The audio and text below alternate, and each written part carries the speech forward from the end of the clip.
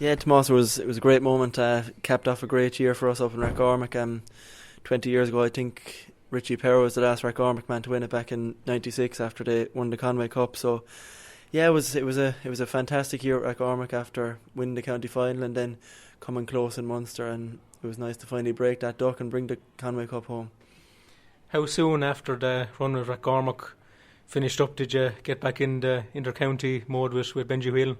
To be fair to Benji, he was on the phone. I think it was the Tuesday after the county final, and he said, "Look, best of luck now coming up to Munster, and you take as long as you want off after after you're finished with your club." All he wanted was all of us coming back in at the same time, not coming back in dribs and drabs. So the way he was looking at it, I suppose he thought there'd be 6 or 7 lads coming in, and that'd give the group a lift, and it did. The training, talking to Benji, he said the training did come up a few levels once we all got back in. I suppose the numbers are coming up. We were off the back of a strong club campaign, and it helped to bring up the level of training, so it worked out well for Benji. What sort of work have you been putting in over the last couple of months, Conor, to get yourself prepared now for the start of Division 4 campaign? Not nice work, Tomas, I tell you now. Right. Out in Carriganore, we've been training 3-4 nights a week. There's a lovely hill over in the corner of Carriganore. There's no lights there. The grass would be up over your ankles, and we've been going up and down that with Benji and Jerry Fitz, and it has been it is working. We've played games. We're all hopping off the ground. We've been down in the gallops in Kilmac as well. They usually train horses down there, so that gave us a good blowout after Christmas. How important will your home form be this time around, Conor? I think 4 of your first 6 matches are on home turf. You'll be certainly hoping to make that count. Yeah, we've Limerick at home. I'm not sure we've London at home. We've Wexford at home and Carlow at home. So we have to win them games basically if we want to go up. So look, as I said, Limerick first. We'll take it one game at a time, and we'll see where that takes us. Despite all the withdrawals from the panel this year, Conor, do you still feel that the squad is strong enough to compete in Division 4 this time round? Yeah, look, the lads are gone. There's no point dwelling on it too much. Obviously, we've lost some strong players from last year's panel, and Benji's have to gone back over some of the stuff we might have implemented last year. But look, such is life. People have commitments outside of football. People are going back to college. They can't commit for family reasons and so on, and that's acceptable. Like the commitments you have to give now for county, inter-county it's no joke. Like you have to nearly plan your week around it. And we have new lads in the panel, and to be fair, they're putting their shoulder to the wheel and they're getting on with the work. Some of them haven't played at this level before, but they haven't been found wanting so far. So it'll be interesting to see how we do get on. Yeah, what are the commitment levels like at the moment, Conor? Like, has it been a big discussion point of late, given the number of dropouts across the country? What would be your typical week look like?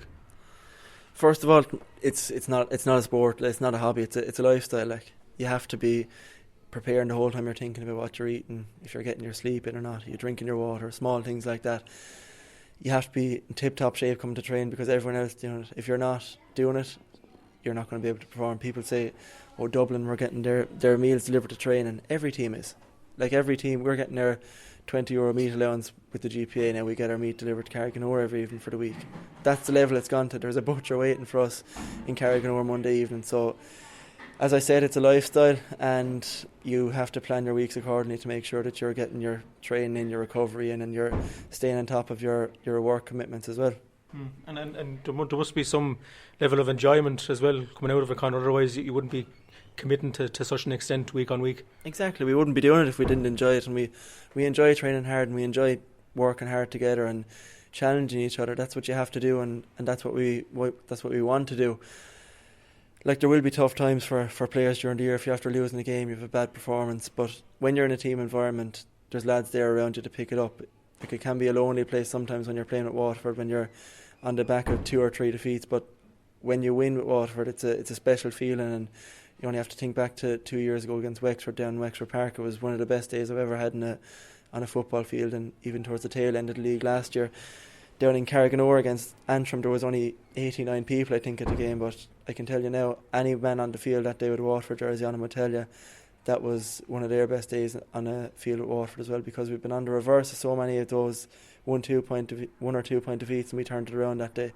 And it shows there is character in the team, and hopefully we can build on that again this year. What would a successful 2020 look like, Conor? Obviously, you're looking ahead now to Division 4, but there's obviously a Munster Championship and the new Tier 2 as well. How would you quantify success now for 2020? Promotion.